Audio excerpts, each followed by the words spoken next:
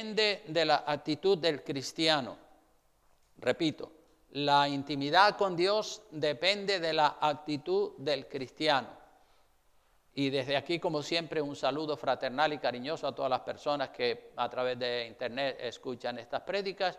Que el Señor los bendiga ricamente. Y sobre ese tema queremos compartir algunos conceptos de la palabra de Dios. Así que, como siempre, prepare su Biblia y siga el curso del mensaje y todos los textos que están ahí, téngalos localizados para que cuando yo los cite, usted pueda verificar que los cito tal cual están en la palabra de Dios. Así que, como digo, la intimidad con Dios depende ¿de qué depende? Dije, de la actitud del cristiano, claro que sí. Así que hoy hablaremos del tema de la intimidad con Dios, de la comunión con Dios. Hay muchas clases de comuniones, ¿verdad? Pero hablamos de una comunión íntima con Dios. La palabra intimidad procede del latín intus, que significa dentro o significa interior. Y nosotros solemos hablar, y cuando estamos comentando cosas, decimos, mis asuntos íntimos no los comparto con nadie. Decimos también, mi vida íntima no le interesa a nadie, obviamente. Mis asuntos personales o mis asuntos íntimos están fuera del alcance del público porque forman parte de mi privacidad. Es obvio que todo el mundo tiene su intimidad. Y cuando hablamos de la intimidad en el matrimonio, pues nos estamos refiriendo a la vida sexual que el matrimonio mantiene en la cama y secretos y cosas así que el matrimonio tiene y no los comparten con nadie porque están dentro de la esfera de su intimidad. Y a nadie le debe interesar la vida íntima del matrimonio. Cada cual sabrá lo que hace en su intimidad, porque todos tenemos una intimidad en el matrimonio y también una intimidad con Dios. Las cosas íntimas son guardadas y solo deben ser compartidas con alguien de mucha confianza.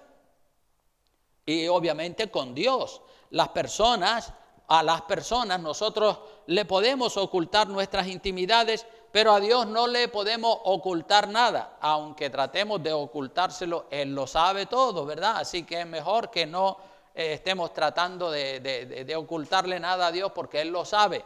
Es mejor ser honestos y francos. Usted se relaciona, hermano, con muchas personas cada día. Y con cada persona usted tiene una relación diferente dependiendo de quién es, si tiene o no tiene parentesco con usted. Con los conocidos probablemente usted le dice buenos días, buenas tardes y cosas así, y ese es el tipo de relación que usted tiene con los conocidos. Con los familiares tiene una relación ya un poco más estrecha, con el hermano, con el padre, con la madre, con el primo, con el tío. La relación es un poco más cercana que con un conocido. Y con su esposo o con su esposa la relación es íntima, es una relación sin secretos. Y así debe ser la relación en el matrimonio. En el matrimonio no deben haber secretos, debe haber honestidad, franqueza, intimidad, que ella sepa las cuestiones de él y él sepa las cuestiones de ella.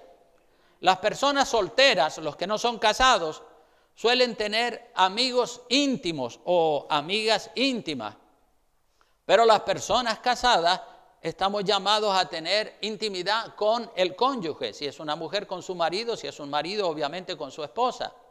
Y qué hermosa es la intimidad en el matrimonio, en todos los aspectos, en lo sexual, en lo familiar, en lo sentimental, en lo emocional, en lo afectivo. La intimidad en el matrimonio es maravillosa. Cuando el matrimonio está compenetrado, sintonizado y los dos son una misma carne, son una sola carne, como dice la palabra de Dios. Vamos al primer pasaje de la Escritura de Marcos capítulo 10, versículos 8 al 9, donde dice el Señor, y los dos, refiriéndose al matrimonio, los dos serán una sola carne, así que no son ya más dos, sino uno.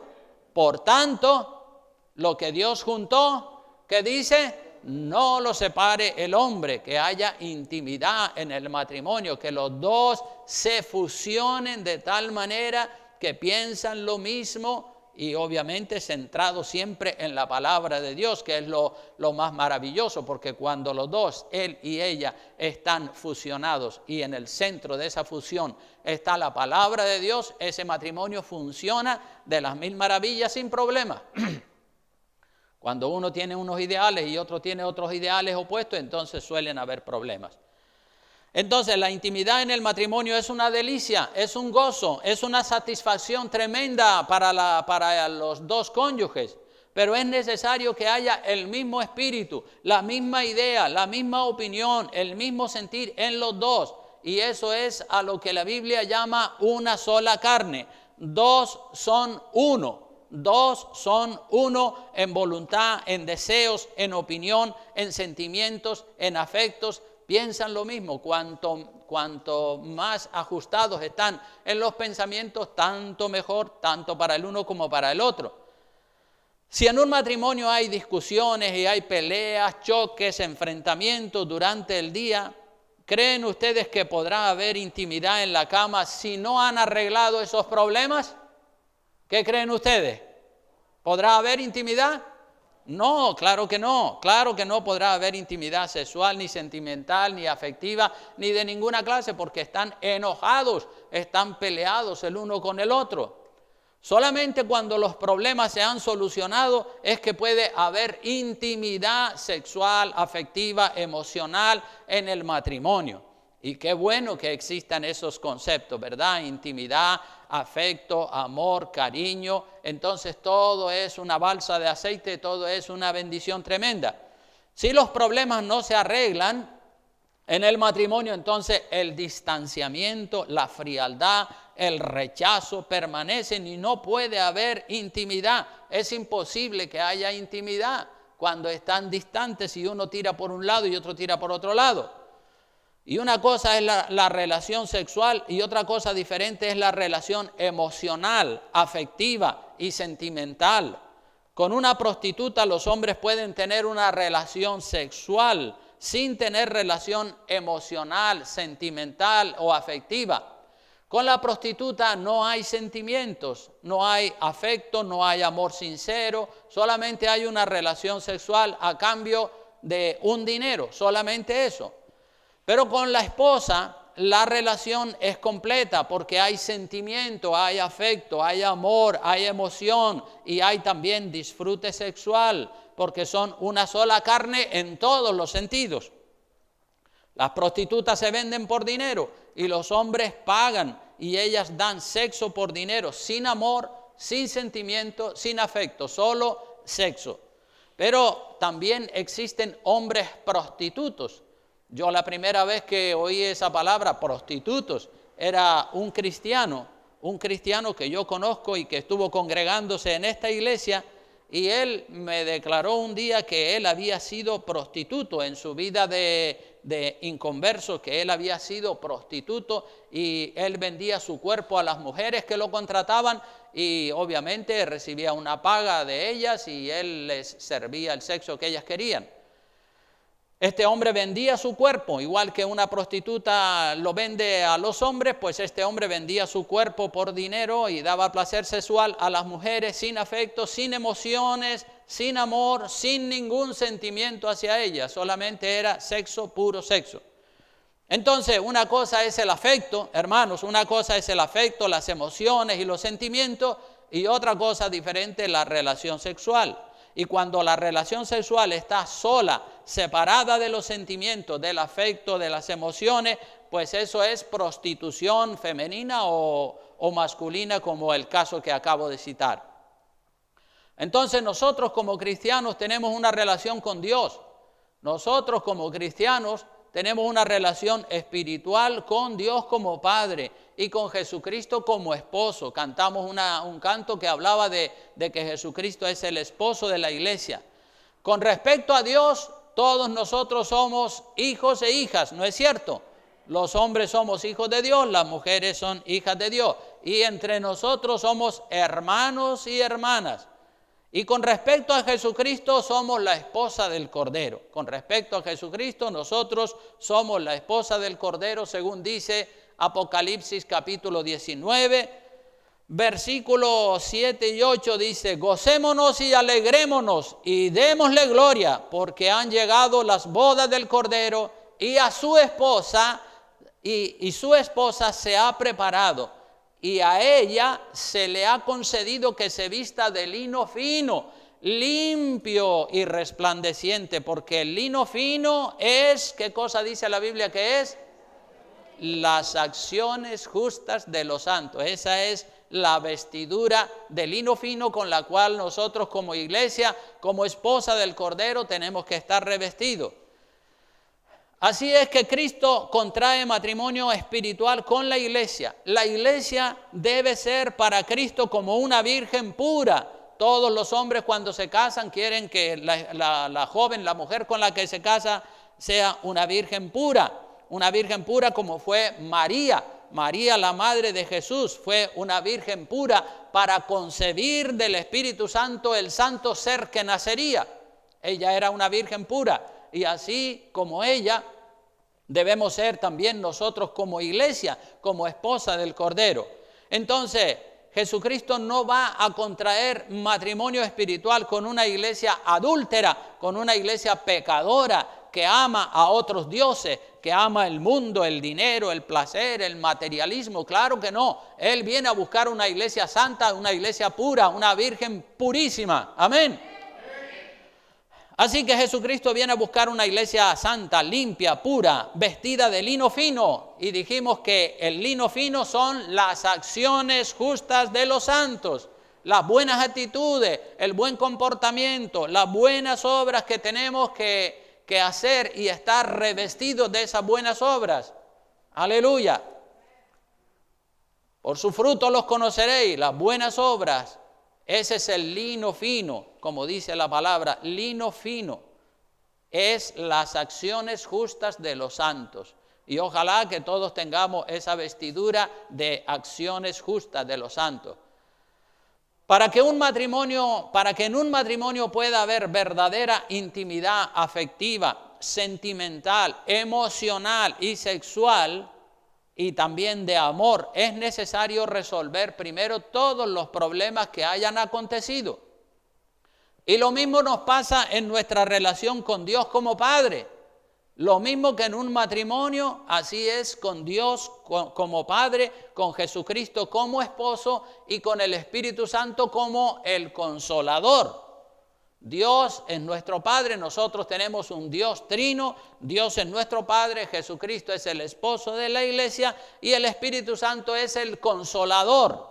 La palabra paracleto del griego significa consolador. El Espíritu Santo es nuestro paracleto, nuestro consolador o abogado, defensor que nos defiende de los ataques del diablo e intercede por nosotros delante de la presencia de Dios. Entonces tenemos una relación con el Padre, con el Hijo y con el Espíritu Santo diferente en ese aspecto con cada uno de la Trinidad. Así que nosotros nos relacionamos con un Dios trino, Padre, Hijo y Espíritu Santo. Le oramos al Padre porque así lo mandó el Señor Jesucristo. Vosotros oraréis así, Padre nuestro. Entonces nuestra oración siempre va dirigida al Padre. Lo hacemos en el nombre de Jesucristo. Ahí está vinculado también Jesucristo en nuestra oración porque es como que Él es el único camino a través del cual nosotros entramos en el lugar santísimo donde está el Padre. Cristo nos lleva de la mano ante el Padre y luego el Espíritu Santo nos habla, nos guía. El Espíritu Santo trae la respuesta de parte de Dios. Así que comunión con el Padre, comunión con el Hijo y comunión con el Espíritu Santo. Amén. Y si quieres tener una relación íntima con Dios Padre, con Jesucristo como el esposo de la iglesia y con el Espíritu Santo y el Consolador, primero, número uno, hay que arreglar todos los problemas que nosotros tengamos horizontalmente con las otras personas. Arreglar primero los problemas. En un matrimonio, como acabamos de decir, si no se arreglan los problemas que han surgido en ese matrimonio, no puede haber intimidad en ningún aspecto. Pero una vez que los problemas se arreglan, entonces la intimidad en el matrimonio fluye. No puede haber comunión o relación íntima con Dios si no se resuelven primero los problemas entre las personas. Repito este concepto porque es muy importante y nosotros lo podemos verificar en nuestros propios matrimonios, aquellos que son casados. No puede haber comunión o relación íntima con Dios si no se resuelven primero los problemas entre las personas, los problemas que puedan surgir. Y esto no lo digo yo, esto lo dijo el mismísimo Señor Jesucristo. Así que vamos a Mateo para ver qué dijo Jesucristo acerca de los problemas horizontales que solemos tener en la familia o con los amigos, con los vecinos, con quien sea. Mateo capítulo 5, versículos 20 en adelante dice: porque os digo que si vuestra justicia no fuere mayor que la de los escribas y fariseos, no entraréis en el reino de los cielos. Miren lo que dice. En el Viejo Testamento, algunos ven el Viejo Testamento, uy, qué estricto era Dios en el Viejo Testamento. No, más estricto es en el Nuevo Testamento. Fíjense lo que dice: os digo que si vuestra justicia no fuere mayor, no menor, sino mayor que la de los escribas y fariseos, no entraréis en el reino de los cielos. Y sigue diciendo más. O sea que tenemos que superar. En cuanto a justicia, nosotros como cristianos del Nuevo Testamento tenemos que superar en cuanto a justicia la actitud de los fariseos, de los escribas y fariseos, porque con una actitud mediocre, con una actitud egoísta, mezquina, como la de los escribas y fariseos, no podemos entrar en el reino de los cielos. Vean lo que dice el verso 21. Dice así: oísteis que fue dicho a los antiguos, no matarás. Y cualquiera que matare será culpable de juicio. Oísteis que fue dicho a los antiguos en el Viejo Testamento, no matarás. Y cualquiera que matare será culpable de juicio. O sea que en el Viejo Testamento el que mataba a otra persona era culpable de juicio. Es decir, que había que matar, había que cometer un crimen para poder ser condenado como culpable. Pero en el Nuevo Testamento, hermanos, ya no es necesario matar a alguien para ser culpable de juicio.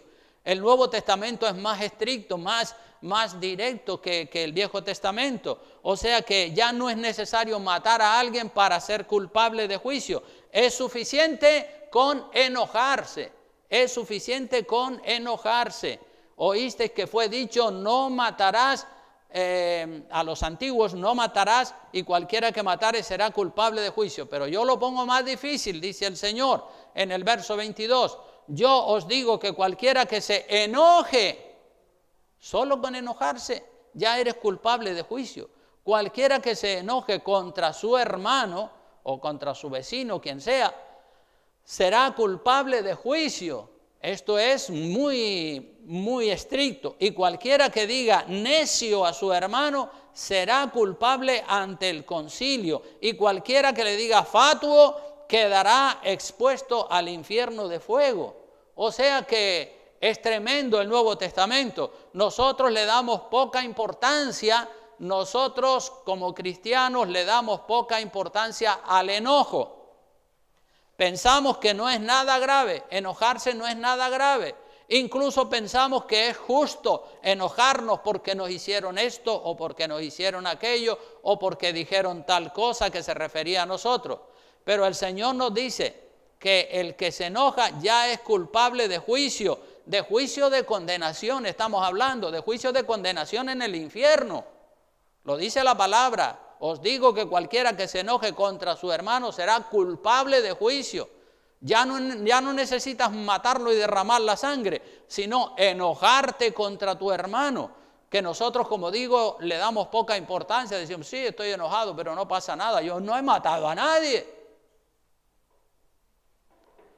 El Señor nos dice que el que se enoja ya es culpable de juicio de condenación en el infierno. Nosotros siempre nos justificamos como en el Viejo Testamento y enseguida decimos, no, sí, estoy enfadado, estoy enojado, pero yo no he matado a nadie, como si matar fuera lo único que es pecado. La Biblia dice que enojarse ya es pecado, tan grave como si hubieras matado a alguien.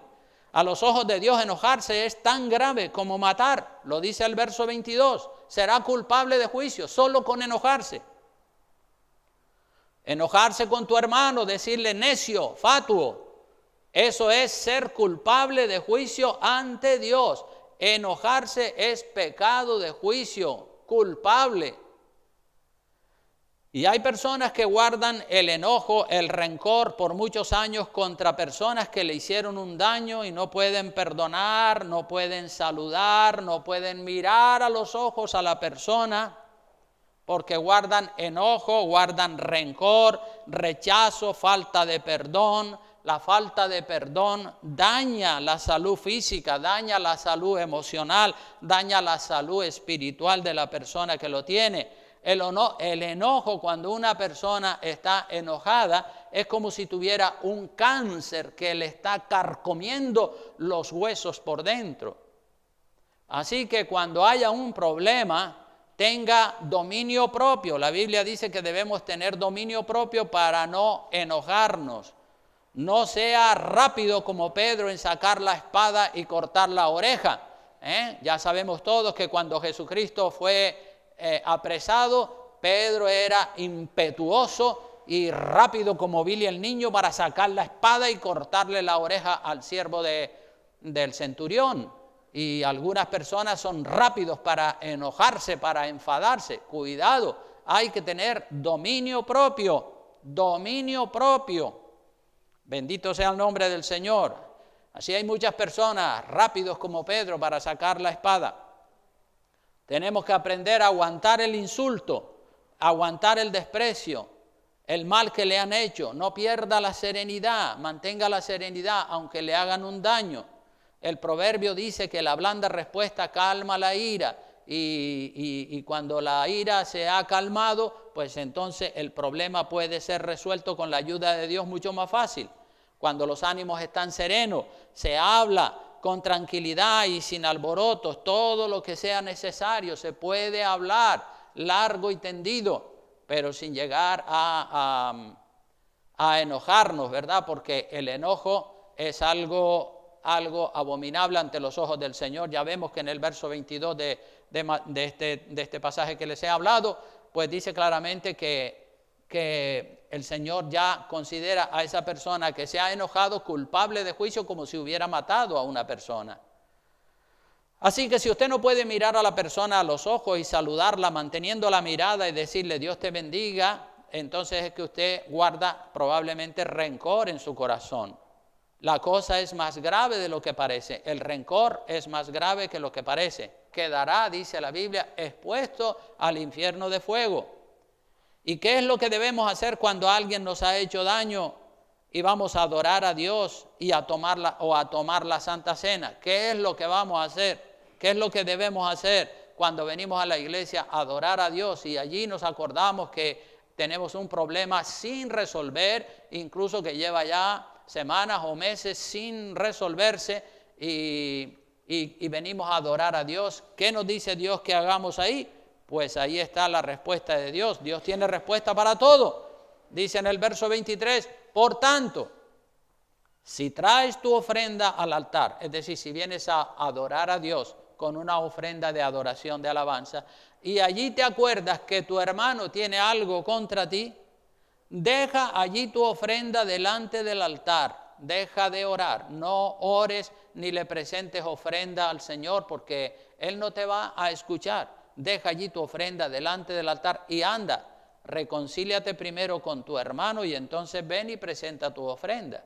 Es decir, primero arregla los asuntos, como en el matrimonio. Si un matrimonio tiene problemas y después quieren tener intimidad en la noche, no pueden porque el problema está en el corazón y el rechazo está ahí a flor de piel. Pero cuando el problema se ha arreglado en el matrimonio, entonces puede haber intimidad y puede haber sintonía, amor, cariño, de todo, ¿verdad? Pero si el problema está presente, no puede haber nada. Lo mismo es con Dios. Deja allí tu ofrenda, no puedes tener comunión con Dios, Dios no te va a escuchar. Deja allí tu ofrenda delante del altar. Nosotros queremos que Dios nos escuche aún con el problema sin resolver. Somos pretenciosos, así como carnales, ¿verdad? Pero la palabra dice, no ores, no ores. Y es mejor que sigamos los consejos del Señor, porque si nosotros nos empecinamos, decimos, no, Señor, tú me tienes que oír. Y si no me oyes con una voz normalita, te voy a gritar, Señor, Señor, y escúchame. Pero Dios no escucha a la persona que primero no ha resuelto los problemas, que primero no se ha reconciliado con su hermano. Entonces ven, dice, entonces quiere decir cuando hayas arreglado el problema que tenías con tu hermano, con tu primo, con tu cuñado, con tu esposo, con quien sea, pues entonces ven y presenta tu ofrenda. Lo dice la palabra de Dios. Así que si usted no puede mirar a la persona a los ojos y saludarla manteniendo la mirada y decirle Dios le bendiga y no le guarda rencor, pues entonces usted tiene un problema. La cosa del rencor es más grave de lo que a nosotros nos parece, porque quedaremos, dice la palabra, expuestos al infierno de fuego. Entonces lo que tenemos que hacer es primero arreglar los problemas. Debemos buscar la reconciliación. Nuestra oración no pasa del techo si no ha habido una disposición para hablar del tema en conflicto. Ya te puedes cansar de orar, ya le puedes gritar a Dios, ya puedes hacer ayunos, pero Dios no te va a escuchar hasta que... Eso es lo que dice la palabra, y yo creo que lo que Dios dice, Dios lo mantiene. No te va a escuchar, no te va a escuchar. Pierdes el tiempo orando, ayunando y haciendo un montón de cosas si primero no has arreglado la relación con tu hermano, con tu hermana, con quien sea que hayas tenido el problema.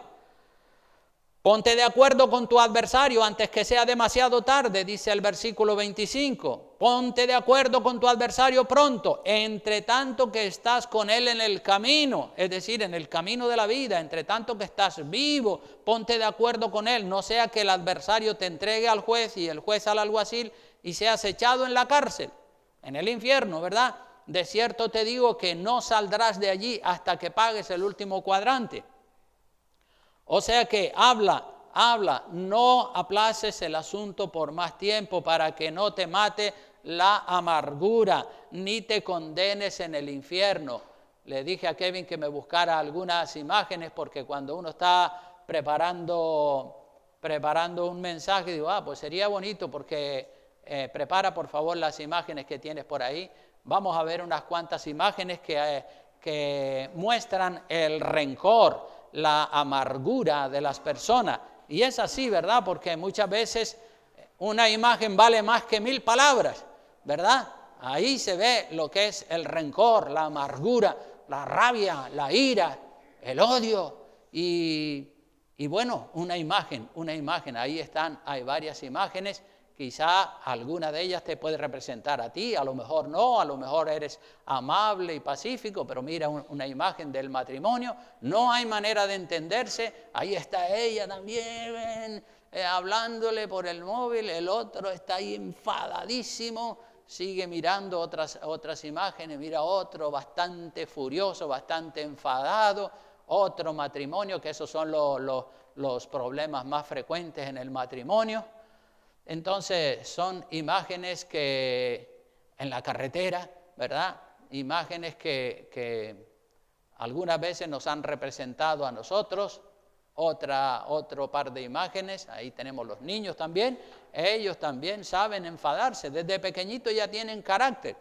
Entonces, bueno, hemos visto unas cuantas pinceladas de imágenes y en internet usted pone allí imágenes de niños consentidos o imágenes de odio, de rabia, de rencor, etcétera, y le sale un chorro impresionante de imágenes y son muy expresivas. O sea que a veces sucede un choque entre dos personas o entre dos familias y se produce un distanciamiento, se produce una ruptura entre dos amigos, entre dos amigas o entre dos familias y dejan de hablarse por algún tiempo. Y cuanto más tiempo va pasando, más se va acrecentando el resentimiento entre las dos partes. Cuanto más tiempo pasa después que sucedió el problema, el resentimiento, el rechazo, la amargura va creciendo y se va aumentando. Y la Biblia nos dice en el libro de Efesios capítulo 4, versículos 26 y 27, dice, airaos, pero no pequéis. No se ponga el sol sobre vuestro enojo, ni deis lugar a quien dice que no le tenemos que dar lugar. Al diablo. No se ponga el sol sobre vuestro enojo. Tranquilo, relájate antes que sea demasiado tarde, resuelve el problema. Aplazar, hermanos, aplazar una reconciliación para más adelante es darle lugar al diablo en la vida de la persona. Si se le da lugar al diablo, si usted le da lugar al diablo, el diablo le destruye su vida, le destruye su dignidad, le destruye su comunión con Dios. Debe haber una disposición, siempre debe haber una disposición total para hablar del problema que ocasionó el choque en las dos partes, ¿verdad? Hay que tener la espada metida en la vaina y hay que tener un espíritu conciliador, no contender, hablar pacíficamente todo lo que haga falta. Yo lo he repetido en otras ocasiones y he dicho que cuando recién casado con mi esposa tuvimos diferencias de opinión y nos echábamos hasta las 2, las 3 de la madrugada hablando, hasta que llegábamos a entendernos, porque el refrán dice, hablando se entiende la gente. Enojándonos y distanciándonos y no hablando, así no se resuelve nada. Hay que hablar y hablar. Problemas siempre van a haber. Los puede haber en su misma casa, en su familia, en su matrimonio. Los problemas siempre se deben resolver con palabras amables, sin ofensa, sin gritos, sin alboroto, sin ira, sin ganas de venganza. Primero, serenidad, tranquilidad, reposo.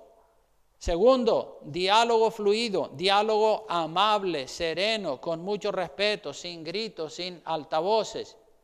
Y usted dirá, bueno, ¿y qué pasa si la otra persona no quiere hablar del tema? ¿Qué pasa en el caso de que la otra persona dice, no quiero hablar?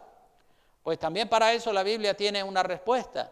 Vea lo que dice Romanos capítulo 12, versículo 17. La Biblia siempre tiene respuesta para todos los problemas que suceden. Romanos capítulo 12, versículo 17 dice, no paguéis a nadie mal por mal, procurad lo bueno delante de todos los hombres. Una buena actitud siempre. Si es posible, fíjese lo que dice, porque a veces no es posible, pero si es posible, en cuanto dependa de vosotros, estad en paz con todos los hombres. Este verso es muy importante. Porque para que dos se pongan de acuerdo tiene que haber voluntad de hablar por las dos partes enfrentadas. Si es posible, a veces no es posible, porque una parte se cierra en banda y no quiere hablar. Bueno, pues si no quiere hablar la otra parte, pues ya no se puede resolver el problema. Pero si es posible, en cuanto dependa de vosotros, en cuanto dependa de nosotros, tenemos que estar en paz con todos los hombres, es decir, tenemos que tener la buena actitud de decir, sí, venga, vamos a hablar. Hemos hablado ya varias veces sobre este asunto, pero no nos hemos puesto de acuerdo. Vamos a sentarnos una vez más y vamos a tratar otra vez el tema, serenos, tranquilos, en la paz de Dios. Dice, no os venguéis, es decir, una conversación sin venganza. Verso 19, no os venguéis vosotros mismos, amados míos, sino dejad lugar a la ira de Dios, porque escrito está, mía es la venganza, yo daré el pago, dice el Señor. No le pase usted la factura al otro, deje que se la pase el Señor. El Señor se la pasará en su momento, no se preocupe. Si le hizo daño, ya Dios se lo cobrará, no se lo cobre usted. Así que usted debe hacer el intento de la reconciliación, tanto si tiene la culpa el otro como si la ha tenido usted. Si se consigue la reconciliación, excelente, maravilloso. Si no se consigue, porque a veces no es posible, la palabra dice si es posible, pero si no es posible y no se consigue porque la otra parte no quiere hablar, pues entonces usted bendice a esa parte que no quiere hablar del tema y lo encomienda en las manos de Dios y le dice, mira Señor, yo estoy dispuesto o dispuesta para arreglar, para reconciliarme, para resolver este conflicto que ha sucedido, pero el otro no quiere o la otra no quiere. Pues si no quiere, pues entonces no se puede resolver. Hay que orar. La solución del problema depende siempre de dos partes. Que no sea usted la parte que no quiere arreglar el problema. que no sea usted la parte que no quiere arreglar el problema, que sea usted la parte que siempre está dispuesta al diálogo, y si hay que volver a retomar el tema, se retoma con los ánimos más serenos, más tranquilos, y se vuelve a hablar y se vuelve a hablar una y otra vez hasta que por fin se llega a un entendimiento o a un acuerdo. En cuanto dependa de vosotros, dice la palabra, tenemos que tener un espíritu conciliador, no un espíritu de ojo por ojo y diente por diente. Si me la haces, me la pagas. Yo les puedo decir, hermanos, que muchas personas han roto su relación conmigo. Muchas personas han roto su relación conmigo, pero no por problemas personales, pero sí han roto su relación conmigo por diferencias teológicas, por diferencias doctrinales. La gran mayoría de las personas que han roto su relación conmigo ha sido por la doctrina del uso del velo en la cabeza de la mujer para orar y profetizar. Yo con todas esas personas que rompieron su relación conmigo, intenté hablar, intenté explicarles lo que dice la palabra de Dios en su momento, la doctrina bíblica del uso del velo, pero todas esas personas no me quisieron escuchar, y sin darme, la inmensa mayoría de ellos, sin darme la oportunidad de hacer un estudio serio sobre el tema, ya cortaron su relación y no quisieron hablar del tema. Entonces, en esos casos yo tengo mi conciencia tranquila porque no depende de mí recuperar la relación pastoral con aquellas personas, porque ellos no quieren, y si ellos no quieren, pues no se puede. Se produjo el distanciamiento y ahí está el distanciamiento. El otro día estaba escuchando una predicación del pastor David Wilkerson. Este pastor ya murió. Él fundó muchos centros de rehabilitación en los Estados Unidos, y él hizo la película La Cruz y el Puñal, muy linda. Y este pastor, en una de sus prédicas titulada Apostasía, él dijo que él tenía un amigo que era pastor también, y este amigo le contó que siempre había deseado tener una iglesia grandísima, una iglesia de miles de personas. Y dice que un día el Espíritu Santo le habló a ese amigo de David Wilkerson y le dijo que sí, que efectivamente había conseguido tener una iglesia de miles de personas y que estaba contento.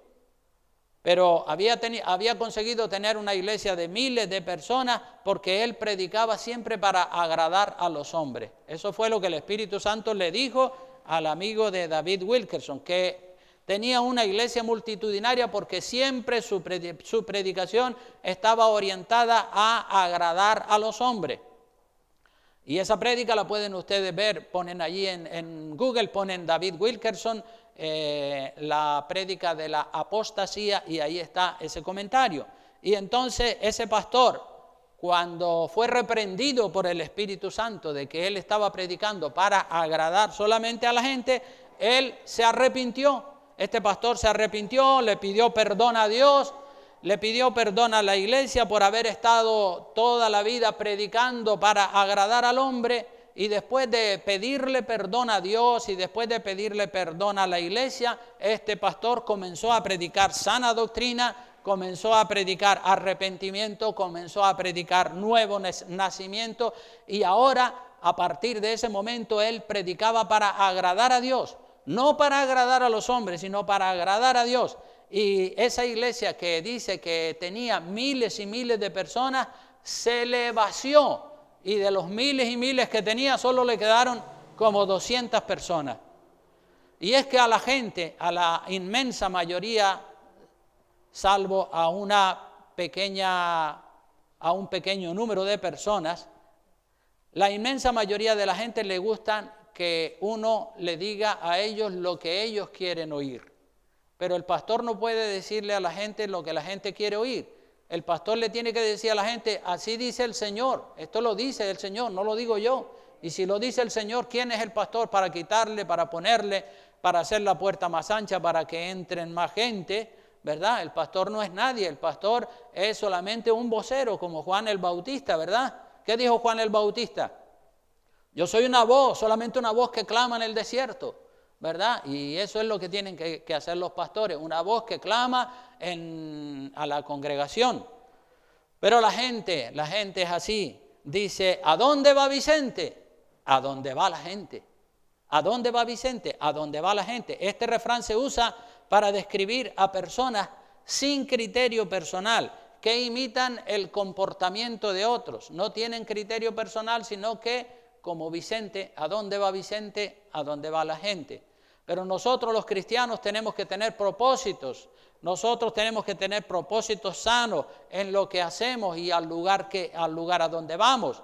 No podemos ser como Vicente, que va a donde va la gente. Tenemos que seguir a Jesucristo, que es el modelo para la iglesia. Amén. Entonces, llevar la sana doctrina que llevamos nosotros ha sido motivo de ruptura de muchas relaciones. Muchas relaciones se han roto precisamente por la doctrina. Pero Jesucristo vino a eso. Jesucristo vino a romper relaciones. Jesucristo vino a separar la paja del trigo. Jesucristo vino a dividir familias, a romper relaciones con su doctrina y con sus enseñanzas. Y puede parecer duro lo que estoy diciendo, pero eso es lo que dice la Escritura. Miren lo que dice en Mateo capítulo 10. Acompáñenme a Mateo capítulo 10, versículo 34 al 38. Ahí lo dice, que Él ha venido a romper relaciones. Dice, no penséis que he venido para traer paz. Verso 34 del capítulo 10 de Mateo. No penséis que he venido para traer paz a la tierra. No he venido para traer paz, sino espada. Problemas. Porque he venido para poner en disensión al hombre contra su padre, a la hija contra su madre y a la nuera contra su suegra. Eso es fuerte lo que está diciendo la palabra de Dios. He venido para traer problemas, he venido para romper familias, he venido para traer disensión, para que se peleen y para que se separen, para que se rompan algunas relaciones que no deberían de coexistir. He venido para poner disensión al hombre contra su padre, a la hija contra su madre y a la nuera contra su suegra. ¿Y los enemigos del hombre dónde estarán? En su propia casa. No los tienes que ir a buscar a la China. Ahí dentro de tu casa tienes tus propios enemigos. Y sigue diciendo el Señor, el que ama, verso 37, el que ama a padre o madre más que a mí, ahí está la clave para entender ese propósito del Señor, más que a mí, no es digno de mí. Y el que ama a hijo o hija más que a mí, no es digno de mí. Entonces, ¿cuántos queremos ser dignos del Señor Jesucristo? Amén, ¿verdad? Pues ser digno del Señor Jesucristo muchas veces es necesario distanciamiento con personas que están haciendo las cosas fatal y no las están haciendo como el Señor manda. El verso 38 dice, y el que no toma su cruz y sigue en pos de mí. Muchas veces la cruz son los mandamientos del Señor. Los mandamientos del Señor son difíciles de cumplir. Hay que estar lleno del Espíritu Santo para poderlos cumplir. Hay que estar en comunión con el Señor, una comunión fluida para poder decir, Señor, ¿qué debo hacer aquí en esta situación? Si tienes que romper una relación porque las dos personas son completamente incompatibles, pues porque uno ama a Dios y otro ama al diablo, el mundo, la droga, el vicio, lo que quiera que sea. El que no toma su cruz, la cruz muchas veces son los mandamientos del Señor, como que el Señor nos pone a nosotros entre la espada y la pared para probarnos a ver qué decisión tomamos ante una situación. ¿Cómo es que suceden las rupturas, las relaciones entre los cristianos? Pues por la doctrina. La doctrina, ya lo he citado, la doctrina rompe relaciones. Los que nos tomamos la Biblia de Dios en serio, formamos un grupo. Los que se la toman deportivamente, esos forman otro grupo. Los que están a favor de la sana doctrina forman un grupo y los que están en contra de la sana doctrina forman otro grupo. Y ahí está la división, ahí está la ruptura. Los mandamientos del Señor rompen, dividen a las personas. La gente, ustedes y yo sabemos que la gente en el mundo y en los caminos del Señor, la gente se agrupan por ideales, por ideales. Los capitalistas, ¿con quién se juntan? Con los capitalistas. Los comunistas, ¿con quién sintonizan? Con los comunistas. ¿Los conservadores con quién sintonizan o con quién se juntan? Pues con los conservadores. ¿Los liberales con quién? Con los liberales. ¿Los ateos con quién están a gusto? Con los ateos. ¿Los cristianos mundanos con quién están a gusto? Con los cristianos mundanos. ¿Los cristianos nacidos de nuevo y nacidos del Espíritu con quién están a gusto? Con los nacidos de nuevo, con los nacidos del Espíritu, porque hay sintonía. La doctrina radical de Jesucristo rompe familias, rompe relaciones. Si quieres ser digno de Jesucristo, tienes que amarlo más a Él que a tu hijo, que a tu hija, que a tu marido, que a tu esposa, que a tu padre, que a tu madre. ¿Podrías tener a tu hijo viviendo en tu casa sabiendo que tu hijo se dedica a traficar con drogas y anda llevando una mala vida? Si tú eres un verdadero cristiano, ¿estarías a gusto con que tu hijo, que está traficando con drogas y que está llevando una vida horrible, tú podrías convivir con él? No digo que lo odies, digo convivir. Odiarlo no, por esas personas hay que orar por ellos, pero convivir con una persona de esa en la misma casa, bajo el mismo techo, yo personalmente no lo puedo hacer. ¿Podrías tener a tu hija viviendo en tu casa sabiendo que tu hija ejerce la prostitución? Te harías cómplice del pecado de ella. En esos casos hay que amar más a Dios que al hijo o a la hija. Y si se rompe la relación íntima y queda una relación distante, pues eso es lo que toca. Por amor a Dios, a veces hay que separarse de nuestros familiares para no ser cómplices de su pecado. No, y con separarnos no estoy diciendo que los odiemos, no me malinterpreten. Con separarnos o mantener distancia no estoy diciendo que los odiemos, estoy diciendo que mantengamos a cada cual en su lugar y que oremos por ellos y que clamemos al Señor por ellos y que le demos consejo, pero no podemos ser cómplices de su vida ni tenerlo a veces bajo el mismo techo.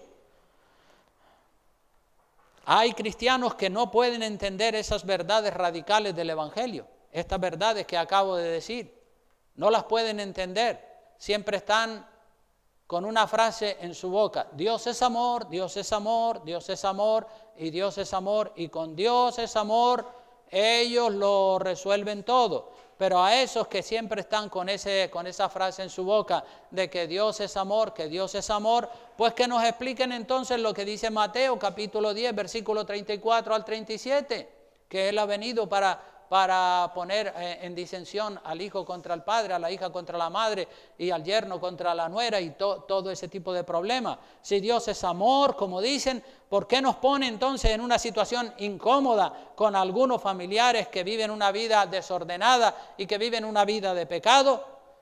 Nos pone en esa situación para probarnos, para saber si amamos más al familiar que a Dios. Y ya lo han leído. Si amamos más al familiar que a Dios, no somos dignos de Jesucristo. Para ser dignos de Jesucristo tenemos que amar más a Dios. Y a veces las cosas se ponen tan enfrentadas que hay que tomar decisiones. ¿Cuál es mi actitud con todas las personas que rompieron su relación pastoral conmigo? Pues yo oro por ellos, si me los encuentro en la calle, los saludo. Y si ellos quieren hablar conmigo, pues yo estoy feliz de hablar con cualquiera de ellos sobre el tema que ellos quieran. Así que para que podamos caminar juntos y para que podamos estar en sintonía, tenemos que llevar la misma doctrina, el mismo camino. Vea lo que dice Amós capítulo 3, versículo 3. Ya voy concluyendo el mensaje. En Amós 3:3 dice: ¿andarán dos juntos si no estuvieren de acuerdo? Eso está en interrogantes, ¿verdad? Es una pregunta. ¿Qué responden ustedes a esa pregunta? No pueden andar dos juntos si no están de acuerdo. Si uno va hacia el norte y otro va hacia el sur, ¿cómo van a poder ir en el mismo coche? No, tienen que ir, cada uno tiene que coger un coche que vaya a esa dirección.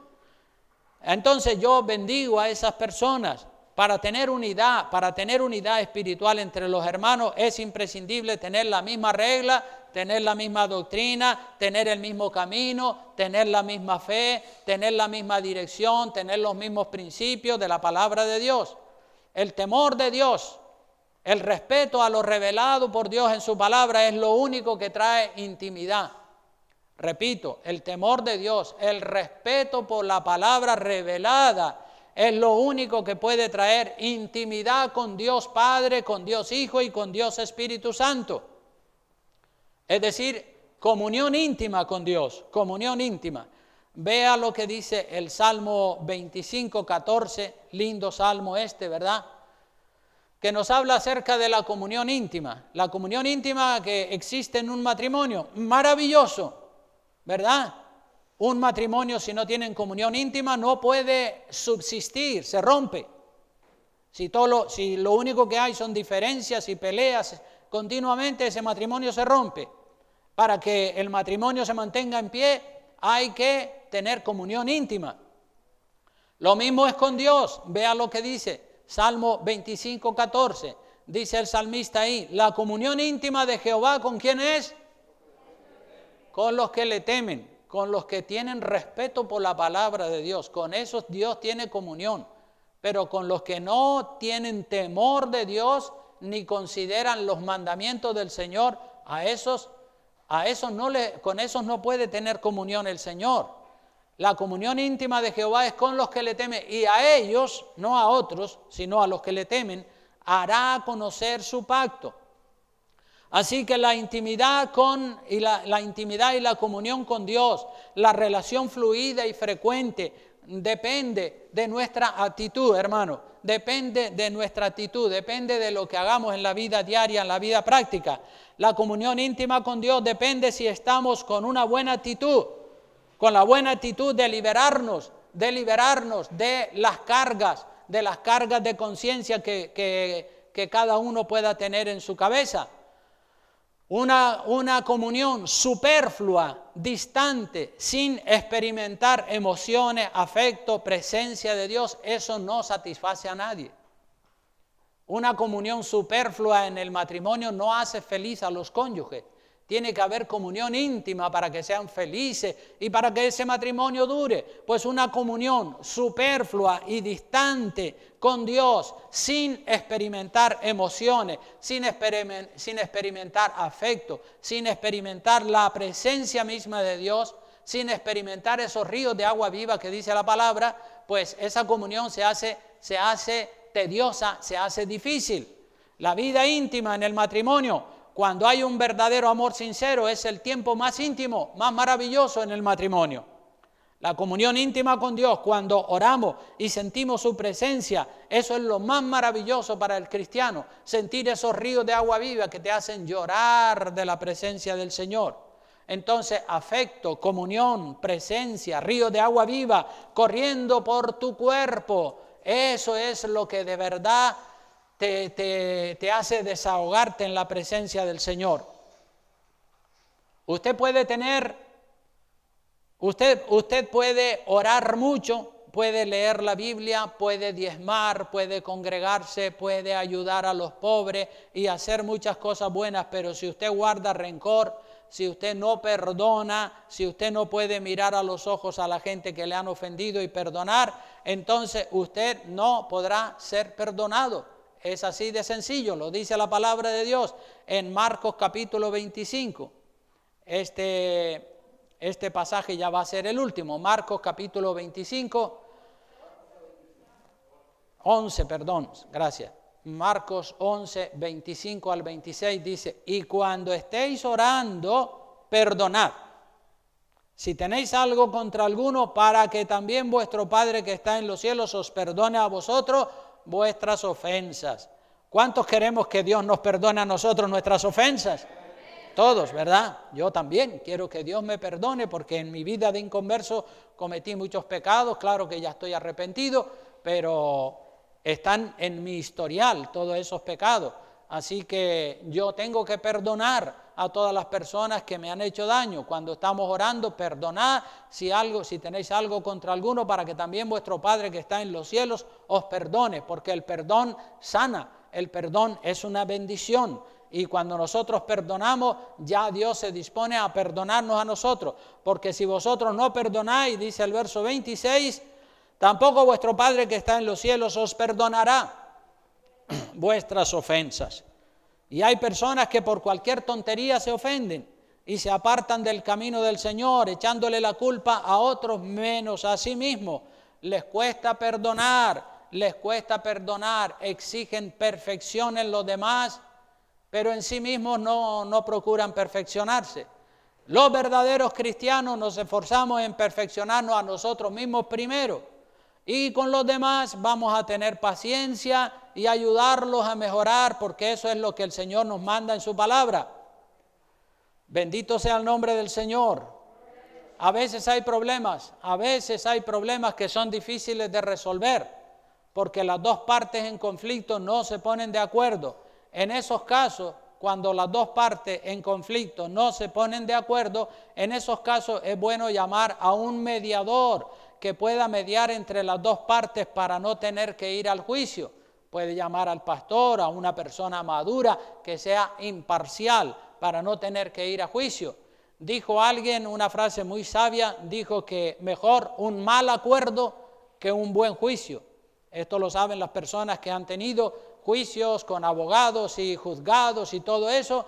Mejor un mal acuerdo que un buen juicio.